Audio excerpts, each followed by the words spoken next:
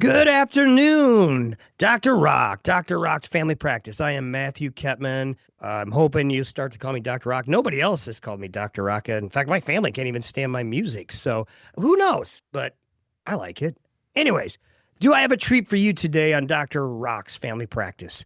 My gosh, I like to call myself a Renaissance man. I got a lot of hobbies, probably not very good at any of them, my music and whatnot. But this guy, okay, Danny Banks, friend, chief of police, bodybuilder, Division One college athlete, football player, husband, father, Christian community leader, and leader in the African American community. Can we give a big Dr. Rock welcome to Danny Banks? Yay! So, how you doing, buddy? I'm blessed. Thank you. Hey, I love that. I love that answer. I call you a friend. We've known each other for a couple years now. Awesome. And we kind of met in a clinical scenario, but our relationship spilled into some dinners at Texas Roadhouse and some get togethers and exchanging some information because I think we're very like minded individuals in terms of what we believe about the body, how it's a temple to be taken care of and nourished and worked. And then we also have a lot of similarities in our beliefs about life. Is that not true? 100%. Yeah. And I think some of you that have seen my commercials for Evolve have seen Mr. Banks, Officer Banks, walking down the hall. He's about 5 feet taller than me and weighs about 200 pounds more than me. And if I lifted, if I can't even hand him the weights that he lifts. So you're a bodybuilder or weightlifter, right? And that's been a big part of your life, right? Can you tell us more about that? Yeah, honestly, I don't like to put myself in a category as a bodybuilder. Sorry, let me clarify. A weightlifter? It doesn't offend me. I just love fitness. I never consider myself a bodybuilder or Weren't a you weight in or Bodybuilder magazine or something at one time? I was, Okay, but then give me a break. it's just Yeah.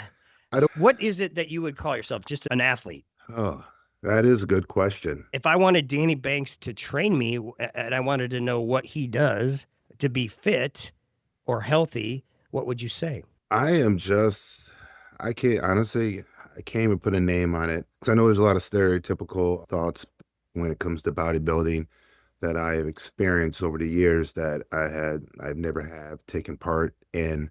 I just enjoy being in the gym, just taking care of my body, and I'm just challenging myself. You challenge yourself in many aspects of life, and the gym is, some people say, my sanctuary. I love that. Yeah, no, and I think today in this crazy society, especially doing what you do, you need a sanctuary, right? It's therapy. It's my out from my job and just life stresses. I get 3 hours to myself a day to do what I want to do. And that's what you do. I do what I do. Gotcha. Awesome. So I want to give, so I know quite a bit about your background, but I want to give everybody a little perspective, what I call the superhero origin story. Can you tell us where you got your superpowers or where you came from and how you got to where you're at? I just want to give some of our listeners a little perspective. That's a big question. Hmm. Big question. I think we all know where we came from, Sure. religious level. But keep it simple. Born and raised Waterloo. Two amazing parents. Grew up like a typical kid, playing sports in the neighborhoods with the kids, my friends. Where'd you go to school? Oh God, kindergarten, Roosevelt Elementary, Nice. Logan Intermediate, and then East High. And there's some small changes in between there due to in the early '80s. My dad was laid off from Deers. Gotcha. So But you graduated from East High. correct, class of And '97. 97 played football. Yes, I bet football and basketball. Okay. Excelled. And then how did you end up playing football for University of Northern Iowa? I never played sports for the accolades. I just played sports because I enjoyed it and God gave me this talent. I guess I was good. I thought I was better at basketball than football. Long story short, my high school coach, may he rest in peace, Brian Jones, did some recruiting for me. Make a long story short, out of several colleges, it came down to two schools, and UNI was that school. Yeah. And so you went and got a football scholarship to UNI. And can you tell us about your experience there? It was eye-opening. My freshman year, the amount of I was amazed at how much more to the game there was to football versus on the high school level. If I Sure. would have took what I learned my freshman year at the University of Northern Iowa to my senior year in high school, I don't know. It's just the training and studying the game more was just crazy. In high school, I think you just played a sport to play the sport. Not to say nothing against high school coaches, but just the level change was crazy. And probably the level of mental toughness required and resilience at that level was not just the next step. It was probably a major jump. Major jump, because people think college athletes are on scholarship or it's an easy ride. No, it's not. You're practicing 3 times a day. You're dealing with weight training. On top of it, you have to deal with your academic side of the sport too. So it's a full-time job and it's relentless on the body that a lot of people don't understand. So I applaud those that takes sports to the next level. Yeah, I got a feel for the NFL guys got to be taking a beating on their body and they get the big bucks and I think they need it. They deserve it. So do you feel like you had to abuse your body to get you to that level? Or do you feel like you got out before there was any permanent damage done? I broke 7 bones. Wow. Injuries in my career. 6 will be on football and 1 on basketball. None in law enforcement yet. No. Okay. Oh, lucky for the criminals in Hudson. Okay. Work smarter, not harder. Yeah. Yeah. Okay. I just lost love for the game by the time my senior year. It does take a toll on your body and your joints, but the love for the sport just wasn't there anymore. Do you think you could have went to the next level after college? If I would put if my heart and my mind was still in the sport, yes. Awesome. But it wasn't. Gotcha. And after college, give me an idea of what young Daniel Banks, he's graduated now, he's looking for his next step in life, and what happened? I lived day to day and I didn't really know what I wanted to do as a career. I changed my major 3 times before I graduated. I wanted to be an architect, then a school teacher, history teacher, to be exact. And then my counselor put me in criminology, sociology. Make a long story short, I did an internship at the Waterloo Police Department. And that kind of moved me in the direction of going into law enforcement in addition to other things. But unfortunately, I didn't go straight into law enforcement. I stayed at the University of Northern Iowa, and I was the assistant strength and conditioning coach for about a year. Gotcha. Were you as strong or as large as now? Or were you that strong when you graduated college? I was strong, but I'm stronger now, and I'm heavier now. When I played, the highest weight that I played at was about 230 going into camp. But then after camp, I got down to about 220, believe it or not. What position? Defensive end. Gotcha. So you like to hit? Oh, I love contact. Okay. Love it. Nice. Okay. And so do you mind if I ask how big are you now, just for my audience to understand who I'm talking to here? I'm 317 pounds now. Yeah. And it's all muscle, folks. I am not kidding you. This guy's a mountain. I love it. And how tall are you? 6'4". Okay. And has that size helped you in your law enforcement career? It has. I always had the philosophy that you got to have some kind of, I hate to use the word intimidation factor, but you have to have. You can use that word. I honestly think, no offense to women in law enforcement or little dudes in law enforcement, but I just got to figure on some instinctual level, if I got a 6'4", 317-pound bodybuilder cop looking at me, I'm just a little bit more frightened and maybe a little bit less likely to pull some hijinks than if it's a 100-pound nerdy white guy, accountant looking guy. One's physically in my primal brain more likely to crush me if I pull something smart. So I don't think you have to hide that word. There's a place for intimidation in law enforcement, is there not? Yeah, it's probably a better word to be I just had it on the tip of my tongue. How about this? We talk about God and they talk about the fear of the Lord. And a lot of people think that's scared of God, but it's actually, the actual word is more of a respect or an awe. But in your case, I think more like a cobra or something. You're not gonna smack a cobra and see what happens. Same thing. I wouldn't advise mouthing off to a police officer who's pulled you over, or seeing if they're one of those cops that actually might shoot if you threaten them. So in that word, I don't think it's a fear or an intimidation, but a healthy amount of respect and authority figure that you project. And I think size helps that. Am I wrong? Yeah, it's like a command presence. Commanding presence. You end up, I would guess that I don't know if this has been studied, but a large, strong, commanding figure in law enforcement probably ends up in less altercations, I would guess. Yes and no. Sometimes it backfires on you. Tell me. Oh my God. Some guys just want to see the world burn, huh? Yeah. And some guys are going to be actually taking that threatening position as, let's go up to the next level, maybe. Yeah, let me paint a scenario for you and things that I feel like I have to do based on my size/stature. If I respond to your house, obviously I'm taller than you, bigger than you. I'm first one to ask is, hey, Mr. Getman, do you mind if I sit down? That way me and you were on the same level. I don't want to stand above you, for one, because that could be intimidating to some people, or it may make you think that I'm above you. I'm not above nobody. So a So humble approach is actually what a you. humble, yeah, because Okay, some all right, people are intimidated, and I don't want that to be an intimidation factor. There's a time and place for it. got you. Maybe going to a bar fight or something like that. But you just had the worst day of your life, and your wife assaulted you, beat you up severely, and I'm going to come to your house, and here's this. I can't think of the guy from the Green Mile walks in Oh your yeah, house. yeah. John And so Coffey. John Coffey. John Coffey. So there's a case long ago that I did get sued in law enforcement. And this brings me to my second point is the fact that if, say, me and you get in a tussle versus another officer that's the same size as you get in a tussle, people are going to view that totally different. Oh, I suppose like if I sue you for assaulting me, they're gonna say that you didn't need to use all that big strength of yours. Exactly. Because my force is going to be different than John Doe's force. So actually, it's a double-edged sword for you. It is. So in my mind, I have a dial in my mind that, yes, I got to use the reasonable amount of force to affect the arrest, but my force is probably different than John Doe's force. So actually, lawyers are going to be watching for you to use a touch too much force, excessive force, and you're going to be way more likely to get sued for something like that than a 100-pound guy. Exactly. Because I got brought up in a case that the defense attorney was asking about my weightlifting history and training schedule and stuff like that. So it's, like I said, it is a double-edged sword. Like you said, that was. Mean lawyers are mean. Nice lawyers are nice. My lawyer's awesome. I love my lawyer. But, my lawyer is my best friend. So. I know your best friend lawyer. Yeah, he's going to be on this show eventually too. And that's my brother. That's my ride or die. Yeah, I love that.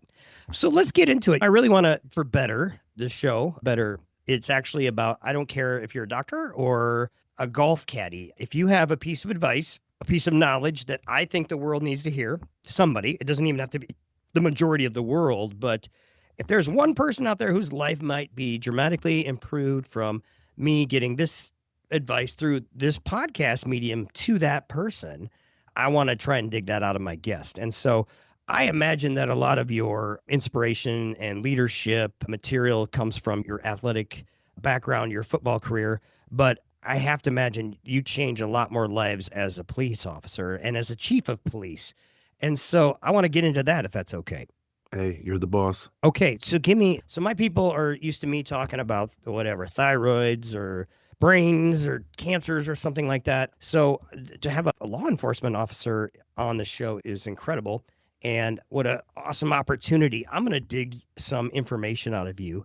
What one piece of advice would you give to the young African American male who maybe is going to graduate high school in a couple of years, maybe not, maybe they're afraid of being discriminated against or getting out in the world and not being fairly treated?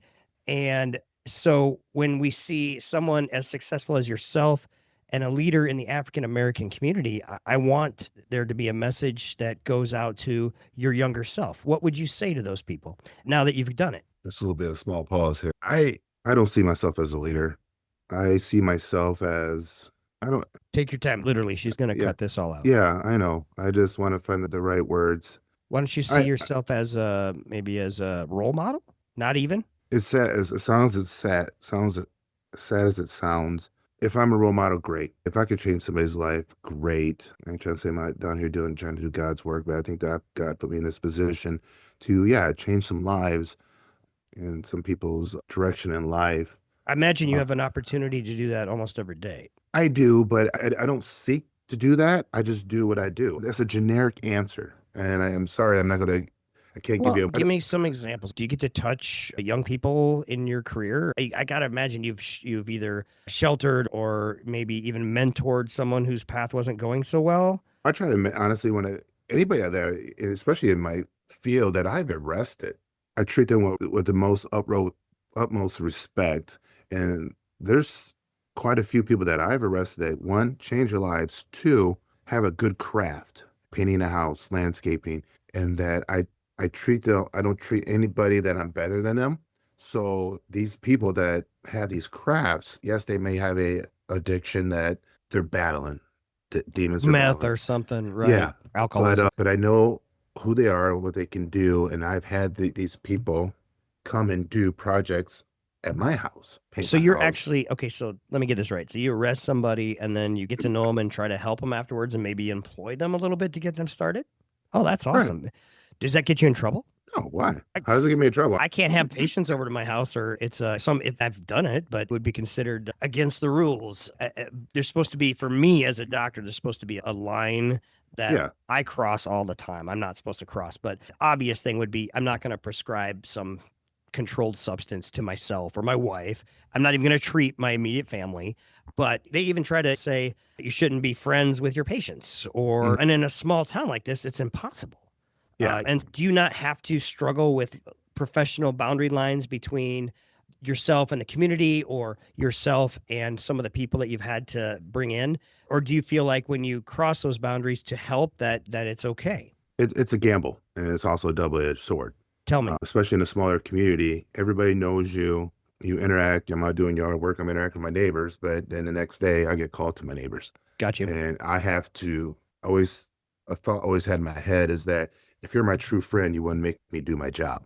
There you go. And unfortunately, a lot of people that quote unquote I call my friends put me in a predicament that I have to do my job. That And sucks. and it's not personal. It's just my job. But then they unfortunately take it. I thought you were my friend and blah blah blah. Because at the end of the day, John Doe, Jane Doe is not paying my bills. I have to do my job to protect me, to protect the city, et cetera, et cetera. Yes, you So actually don't answer to them. You answer to those taxpayers, and they yeah, want you to do your job. yeah. And some people do understand that, some people don't, and that's on them. But like I said, in a small town, my kids go to school with the rest of the kids. It ain't like Waterloo, a bigger city that you really ain't going to see me that much. But it's a double-edged sword, and sometimes it bites you in the ass. Sorry Sure. if I can't cuss on here, but No, you can cut. it's a struggle mentally for me because I know I can't make everybody like me, but I tell you what, I 100% do try. Are you a It's pleaser? I'm a pleaser. To your detriment? I know. It's okay. Join the club. Okay, so you really do try and help some of the people. You do care for some of the people that you're called the shepherd and sometimes bust. Can you tell me sometimes when you maybe took a gamble? You don't have to use names or specific yeah. scenarios, as this is a local podcast for now, but where they broke your heart, where it didn't work out? Oh man, yeah, there's a lot that goes with that too. Honestly, I can't think of one particular one right now. But most of the time, if you give somebody a chance, they're not going to stab you in the back. Oh, yeah. If I take I my mean, shirt off, within the limits of their addiction will allow, I should say. if I take my shirt off, there's a lot of stab wounds in my back. But Okay. I get it. I get it. I'll give somebody a break. There's times I give people breaks, and they decide to tell A, B, and C, and then A, B, and C do this, and it was like, hey, you did this to so and so, and then it's a daily struggle. Yeah, I get it. I'm human. I'm human, and I don't like the people I don't even like people to call me chief. I just Okay. because that makes me think that they think I'm this all high mighty person. Okay, so you don't like that Title. or No. titles in general because you think sometimes people maybe think that you're better than them if you force them to use it. Yeah, no, it's just like I don't like the title bodybuilder. I don't like the word chief. You know what? If I you know understand. me, call me Danny. Danny, got it. Okay. Sometimes there's some people that I'm pretty cool with. They're like, hey, dumbass. I'm like, hey, and I'll call them back and I'll call them, hey, shit, fuck, or something like that. Sure. But I don't like titles at all. But unfortunately, we use titles.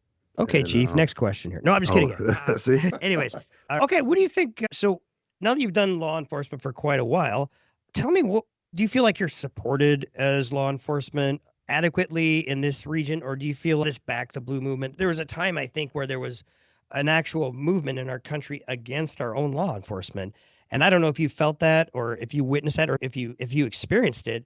And if it's still a problem, just that kind of blows me away. And so I wanted to ask you and see if you would address it. Once again, it's one person, and this is my personal opinion.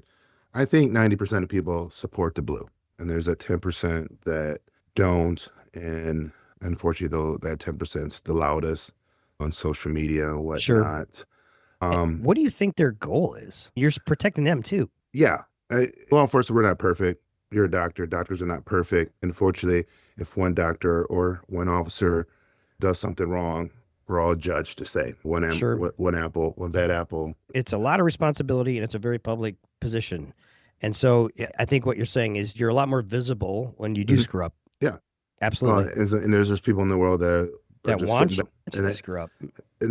that's sad, but it's the way of the world. There's nothing I can do to change it. I can just Do you think it's changed now? Do you think more people support the blue or less? honestly, I would say less based on my experience. I don't want to. It's with social media, how fast information gets passed on, and seeing it. I just is no okay. Nobody wants a ticket. Nobody wants to get arrested. I understand it. I don't want a Sure. ticket. I don't want to get arrested, but I do things that prevent me from getting arrested or getting a ticket. And I just think the world has lost this thing called accountability. I agree. Just as a kid, there's no accountability there, but I think it's just transitioned to adults now. And it's frustrating that I always tell people if I pull you over for speed, hypothetically, and instead of saying, don't you got something better to do or something like that? Unfortunately, yeah, I do have something better to do, but right now I'm dealing with you. But just to me, honesty goes a long ways. And everybody says, oh, every cop says that. And I agree that, but I'm not every cop. You know what? I stopped a guy one time, he said, hey, I just put my dog down. My mind's not right now. Yeah, I get that. We all have bad days. I've been stopped 13 times, and I told the officer exactly what I did. Hey, you stopped me. You stopped me for going 74 and then 65, didn't you? Yep. I was like, do what you got to do. I'm in control of me. Gotcha. And that's taking accountability. So Unfortunately, have you ever gotten a ticket? I have out of the 13 times I've been stopped, I got 3 tickets, and Hey. two of the 3, they knew who I was and what I did. Okay. Okay. Would you give another officer a ticket Yeah. if you had to? If I had to. Okay. Yes. If it was a couple over, you'd be just like any other person. But you also have people under you, right? So you have deputies. Is that Officers, Okay, yep. sergeant, officer, K9. Yeah, I have Okay. 9 underneath me. And do you feel the need to shepherd them, even though you don't call yourself chief? I hired them for a reason. We're all certified law enforcement officers. We're all adults. Sure. They know how to do the job. You go out, do the job. If you have questions, ask. If you mess up, we'll sit and talk about it. But I tell them, hey, don't get me sued. Don't get the city sued. Go do your job. Do you feel like you need to protect them sometimes? There's some real dangers out there. I think PTSD is highly underspoken about in the law enforcement community. 100%. I think there's probably a good chance if you know someone in law enforcement, they've got some degree of PTSD. Would you disagree? I 100%, I believe, especially if you've been in law enforcement 20 plus years, and even that, you suffer from what they call a cumulative PTSD. Sure. 23 years of it. And I'll tell you a quick story that it blew my mind. I was at a conference sitting around a bunch of men, my age and older. I brought up panic attacks. And you would have thought that the room went silent and they just sat there and stared at me. Like it was, what do you want to call it? Like it resonated with them. Like it's taboo not to talk about, especially as a male. Oh, And you talk about. yeah. Yeah. Okay. So but could you tell that their message, it reached them because like maybe they have something similar going on? It did. Within 30 seconds, it opened up that table for conversations that, oh, shoot, I had a couple, we started sharing stories. It opened a table for discussion. Wouldn't it be cool if you guys had support groups or something? I don't know if that exists, maybe in big cities anonymously, but firefighters, law enforcement, I'm not going to say doctors get PTSD, but I suppose they do too. Anybody who's dealing with death and trauma and violence and sexual violence and the outcomes and just how awful the world can be and how bad man can be to man, that's going to leave some scarring. Do you think that's affected you as a person, as a father? Do you take that home? Yeah, you take it home. My wife always says, can you just turn it off? No, you can't turn it off. There's some jobs that you can just, when you walk out at 5 o'clock, you can turn it off and not have to worry about until you come back. But no, there's stuff that you take to your grave that nobody ever understands. I know I've talked to you about a few of those, and I know I would think some of the worst ones would be some of the highway deaths and whatnot that you have to attend.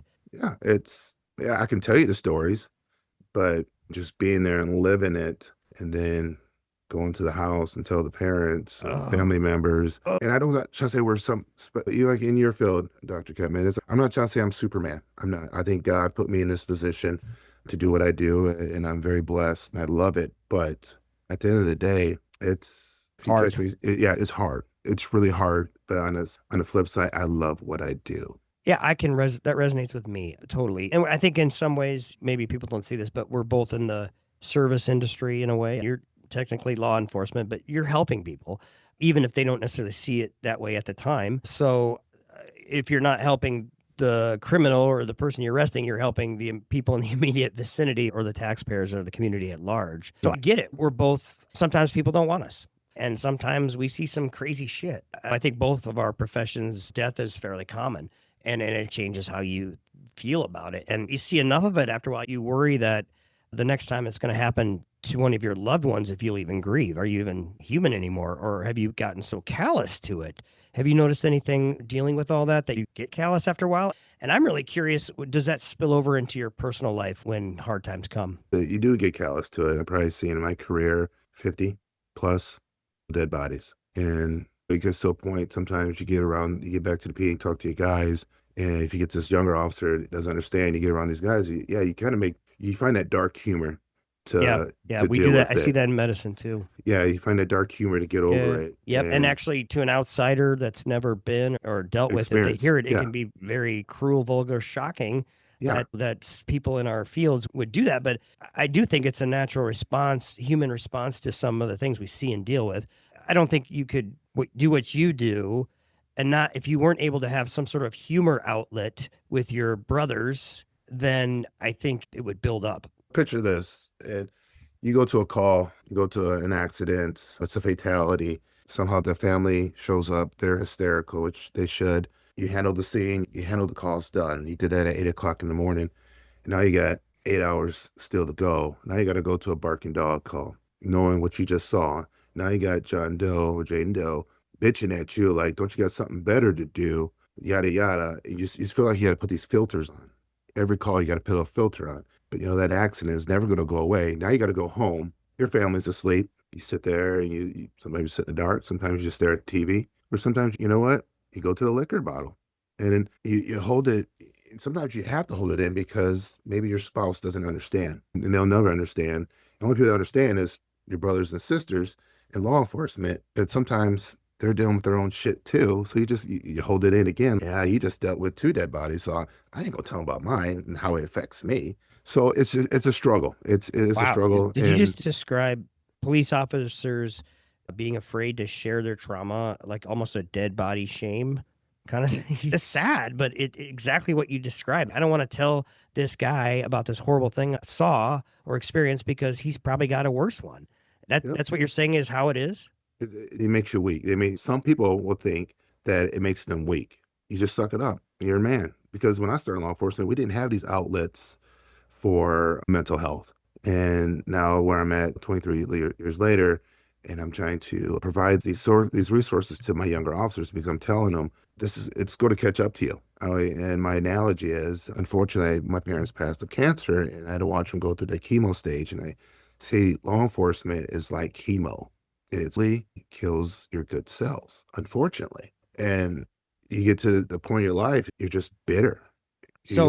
I get it. You don't see many lifetime cops, right? They usually get out at some point, right? Yeah.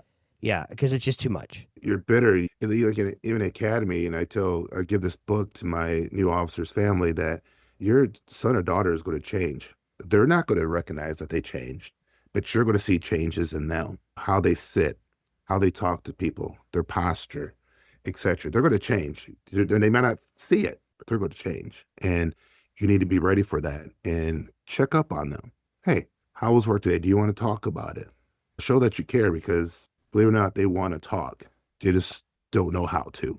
Gotcha. How would you say in law enforcement, the best officers that are able to have a long career because they learn how to deal with it? Or what are ways that you encourage some of your officers to let out steam or whatever to prevent burnout, to prevent PTSD building up and maybe ending their career before it should have? You have to have an outlet.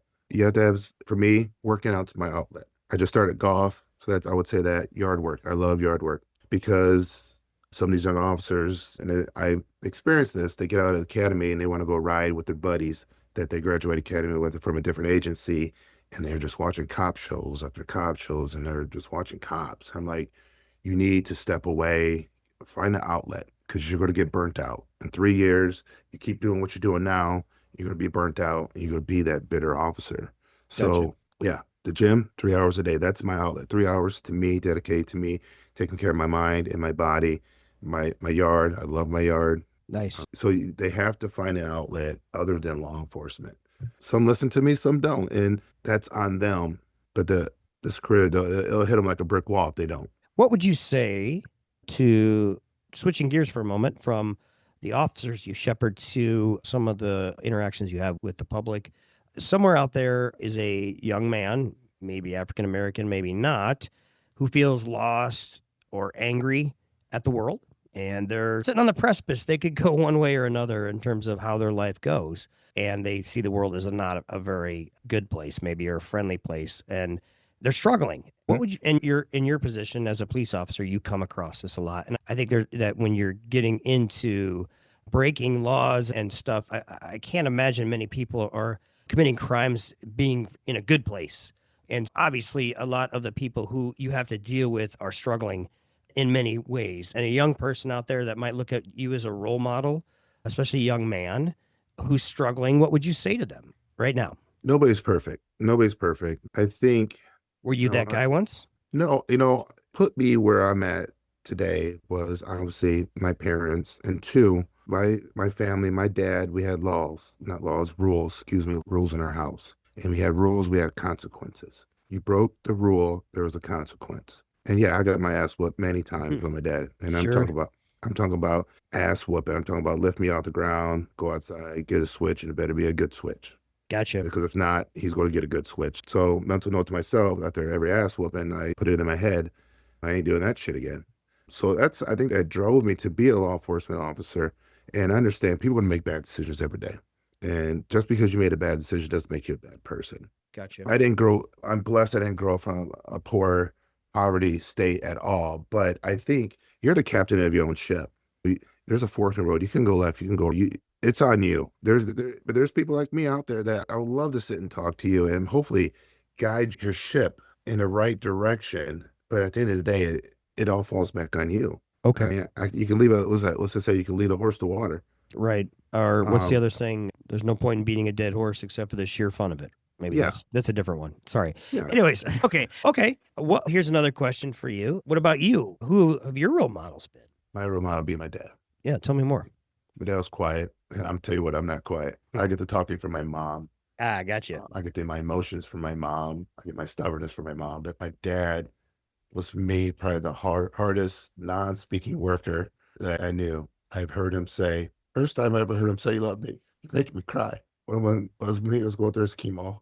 But I knew he loved me. He never said it because he grew up different. His childhood was way different than mine, but he didn't have to tell me he loved me, but he showed me through his actions. And he was a provider. He just worked hard. And he always had to say, if you do something, do it right the first time. I remember we were putting up a basketball hoop.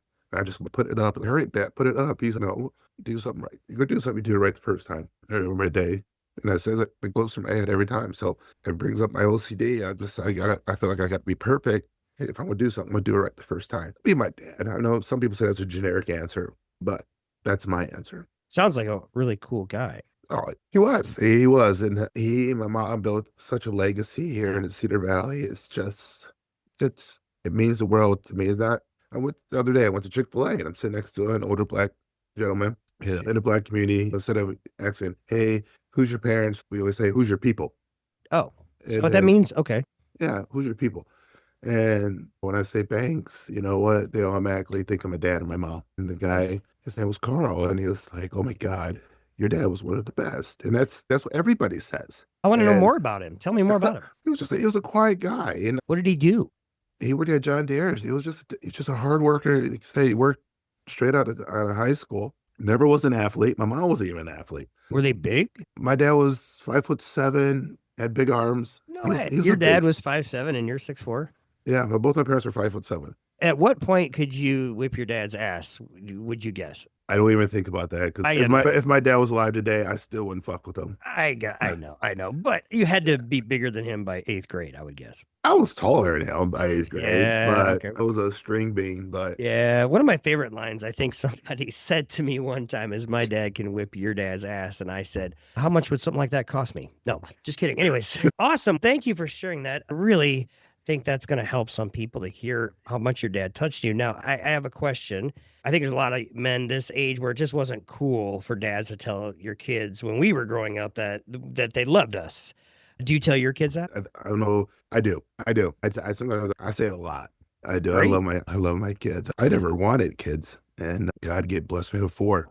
Wow. It's crazy. I wouldn't change it for the world. I even told my wife I wouldn't mind having another one, but she said no.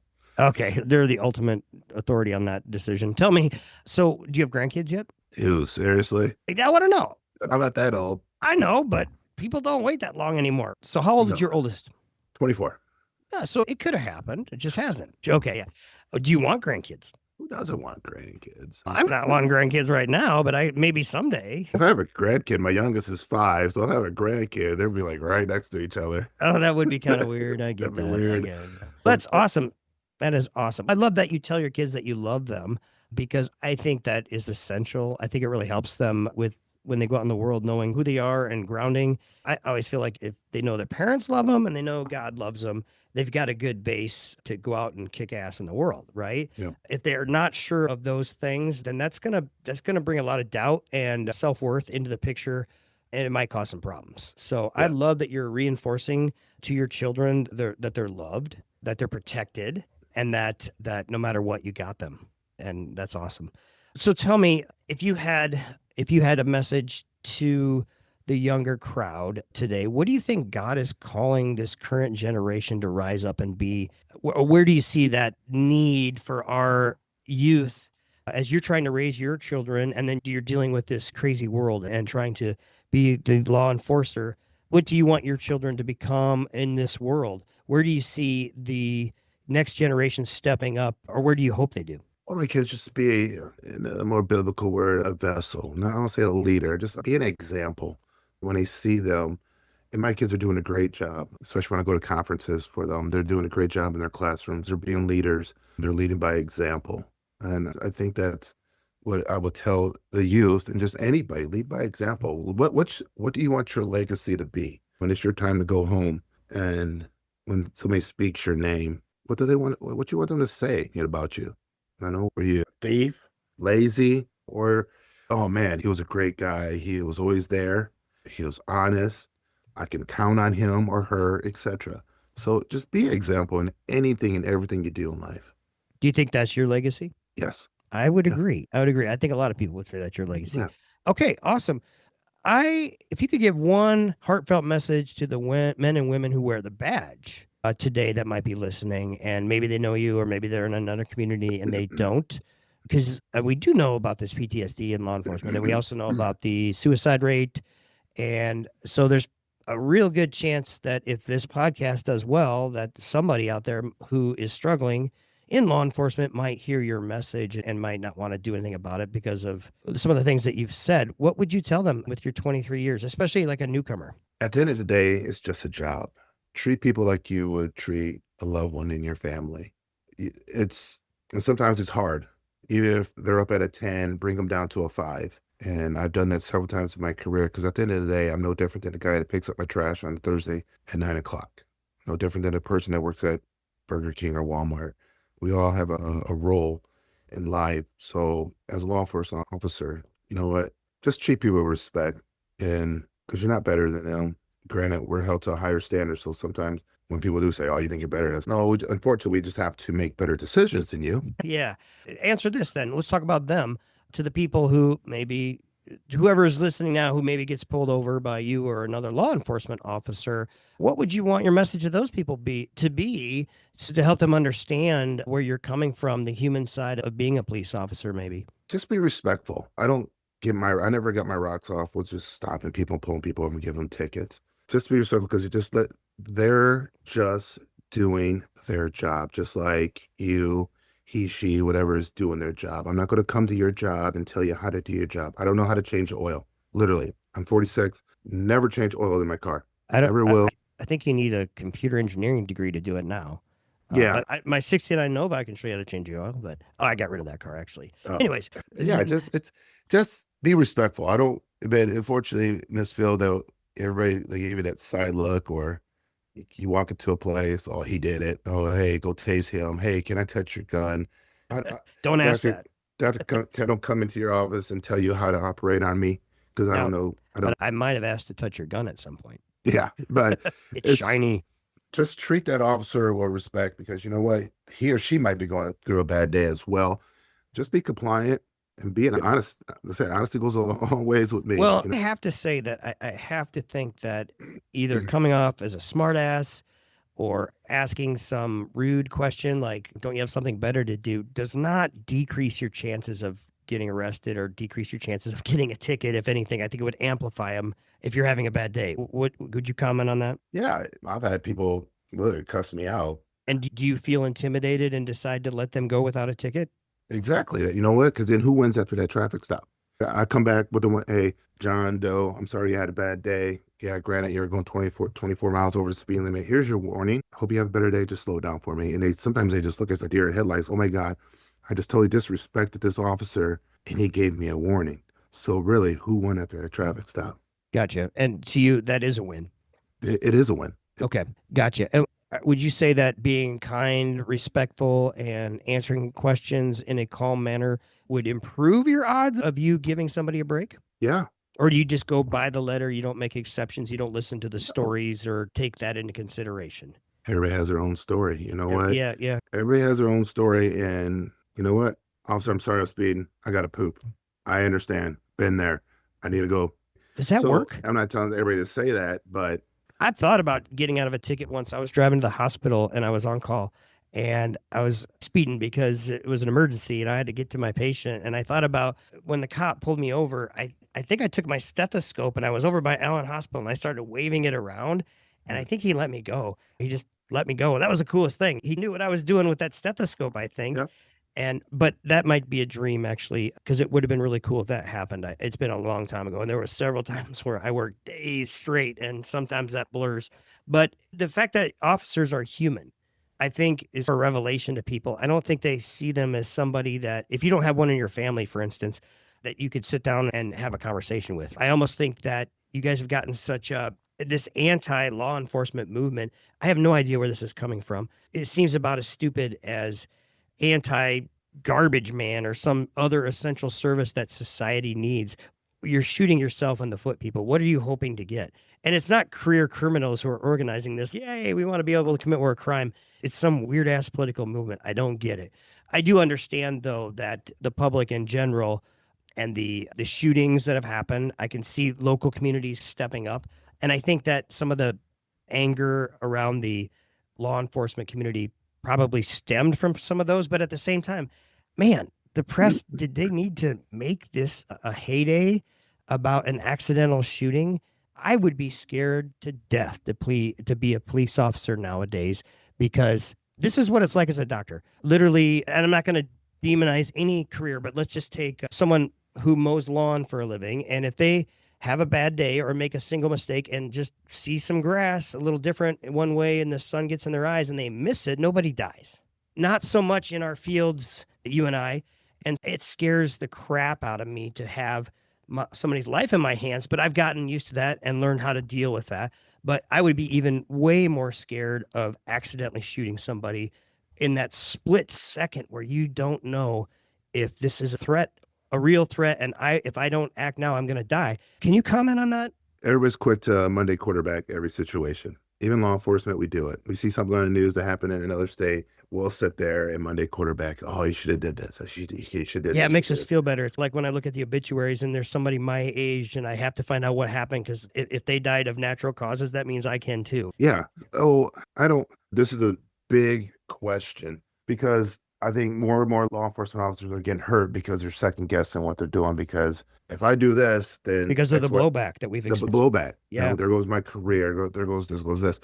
So yeah. So we're getting hurt, and I think my opinion only criminals are taking advantage of that. Let's buy a real gun and put an orange tip on it. Yeah, I think that's what's terrifying is when we start to attack our protectors, then the bad guys are going to get in. Yeah. It terrifies me. It also terrifies me, and I'm not citing the George Floyd, that whole scenario. That's a tragedy, absolutely. But another tragedy is being your first week on the job, having went through all the training, and then the next day you're in jail because you followed the lead of some other officer maybe who didn't do it right. That scares the crap out of me. The idea that I could be an honest, hardworking dude, pass all the requirements for a job, start the job, just trying to earn my bread, and I end up in jail? Huh? Yeah. And that can happen in medicine too. Certainly, doctors have been charged with assault or even murder, even when there necessarily wasn't any malfeasance or evil intent. Just having a bad day in our jobs can get us in big trouble and change our lives. It's a lot of stress. I get it. And I think yours, in some ways, is more stressful than mine in a lot of ways. The doctors don't have the same suicide rate that the cops have. The doctors don't have the same, we have a higher, I think, lawsuit rate, but you guys earn your money. There's no doubt about it. And so I have nothing but respect for you, sir, Thank you. and for your field. And I do back the blue. But I have to say, I'm seeing less of it on the news. I think now you can actually point out somebody who's doesn't back the blue and is making a scene. And I think people are a little bit more willing to stand up now and say, that's not cool. We're not going to tolerate that. Or do you disagree? I agree with you. I wish more people would. There might be more people not backing the blue, but I think the ones that do are more vocal. Yeah. But I also wish those that do back the blue will be more vocal, because I hear from behind the scenes the support, but they don't want to go out and make it public because they'll get backlash too. Oh, Sure. you like cops, oh, F you. It's like politics. You like Right. Trump, you like so. No, so everybody just rather not get involved. I understand. And this is actually, I think, a time too where the great majority of Americans appreciate law enforcement and back the blue. Like you said, 90% plus. It's just the vocal minority. Yeah, and they're the loudest, unfortunately. And unfortunately, I don't hear them having a better plan to protect us. So, anyways, let's talk a little bit about faith. Now, you said you're a Christian. I like that. Are you raising your children Christian? Yes. Okay. Yes. And has that played a part in your career in football or in your marriage, in raising your children, or in law enforcement? Does your faith come into play? Yes, 100%. My faith journey, growing up Baptist, after I got into my almost teens, I didn't go to church. My parents didn't make me go to church because they didn't go either. Then I ended up getting in a relationship with my oldest daughter's mom. She would make me go to church with her. Yeah, I did. And it was a Nazareth Lutheran church there in Cedar Falls. And I would go there and put my hands in my pocket while they sing. And I did it for her. I was in college. I want to impress a girl. I did it for her. And then slowly I would start singing. And I started Nice. singing. Nice. And to this day, that's how I receive God's word, is through song. For me, unless there's some great pastors at my church, if I can't connect with you, then it really frustrates me. But when I start singing in my car or in the gym and I'm listening to my Christian music, that's my time with God. And that's how he makes us each unique, because to be honest, as I'm a metal musician and a hard rock musician, and I just can't find the Christian music that I love. I haven't found it yet. I'm still looking. It would be awesome if I could take and marry the music that I like and my faith in Jesus together, be more efficient putting them together so I can worship and enjoy my music at the same time. But I love that you've found that. Music, to me, I have not found as a worship tool quite as effective or as moving as some other forms of prayer for me. Yeah. I love that. So where are you at now? Are you at Prairie Lakes? I'm at Prairie Lakes. I don't go every Sunday. You probably would call me at Christmas and Easter. Gotcha. But in my mind I don't believe I need to go to a building to solidify my faith. Faith spill over into your job. Everything happens on God's time. I have never had goals in my life, and God put me where I'm at today. I've never said, this is what I want to do. This is what I want to do. This is my goal. I wake up every day, and because God's ultimately, he's in control. I think I'm in control sometimes, but at the end of the day, he's in control. That's my faith every day. In my squad car, I'm listening to my music to keep my faith. And when I talk to people, and at the beginning of our podcast, you asked me how I was doing. I said, I'm blessed. Yes, you did. And I do that to a lot of people. And sometimes I say, hey, God is good. I'm blessed. You know what you're doing when you say that? Cultivating gratitude. But you know what? That sounds good. But when you acknowledge that you're blessed, you're basically acknowledging that God's given you a pretty good life. And gratitude is one of the things that is key. Gratitude is the attitude. I tell a lot of my patients, gratitude, thanking for things, even if you don't appreciate them, actually improves your happiness. Yeah. No, some people laugh when I say that. Right. They like, and then, or in the Black community, when we say God is good, what do they say? I don't know. You don't know? No. You say God is good. God is good, and I say amen or something like that? No, we say God is good all the time. All the time, God is good. Never heard that one. Yeah. So I don't wear my faith on my sleeve like some people. I don't post over social media videos of me in church praising God. I don't. Once again, I don't feel like I need to go to a building to solidify my love for God. My God's in my heart, and I carry him wherever I go. To some people, I'm not judging, but I think some people think they need to go to church, and that's totally on them. But if I say, "Hey, I don't go to church every Sunday," I'm a bad person. No, my faith isn't with me. It's not in a building. It's I with don't me. think the New Testament actually says you have to go to church every Sunday. I think it was just about believing in Jesus. Yeah. But anyways, yeah, I don't judge either. I don't judge either. But that's really awesome about your faith life, and thank you for sharing that. So let's talk just a little bit more about messaging, like we talk on Better. I know somewhere in Danny Banks's brain is a message that's going to save some lives, change some lives, and I want to dig that out. And now that you've had a while to think about it, why don't you tell me what is your one message to the world on my show today that is stored up in Danny Banks's head that needs to get released because somebody out there needs it? It'll be a pause one. Yeah, take your pause, take your time. We'll cut this later. Literally, take your time. I'm gonna go get my pop. Okay. Maybe even go to the bathroom. Anything for me? No, I'm good, boss. Are you having fun? Yeah. Yep. Hey, All right. You're back. you want a protein bar? Nope. I'm good. All right. I'm good. I want some Chick-fil-A. That's what I want. All right. Okay. So back to the question. Back to your question. This could be a generic answer, and I can give a more generic answer to be work hard, play hard, and good things will happen. And that's like my philosophy. I told you I never had goals. I worked hard, I played hard, and God has blessed me tremendously to where I'm at in my life. Don't use your race, your gender, your visual handicap to deter you and doing great things in life. So I like all that. Let's practice and perfect it. Yeah, yeah. Like I said, some people use their physical handicaps for stuff, and So let's practice it. So what is your message to the world? You're gonna say, first of all, work hard Yep. and believe, and it will be given to you, something like that, or No. work hard, choose your goals, work hard, and God will come through. Or no, how do you want to say that? I don't even want to say the goals. I said I'm believing goals. Okay, so tell me how you want it. Just You said it. I just want to yeah. get the wording down. Work hard, play hard, and good things will happen.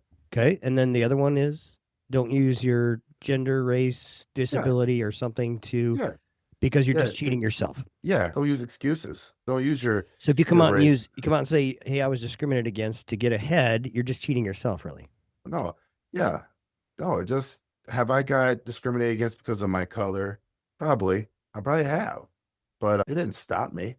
It's okay. Just work hard, play hard, and good things are gonna happen. Yeah, everything happens on God's time anyway.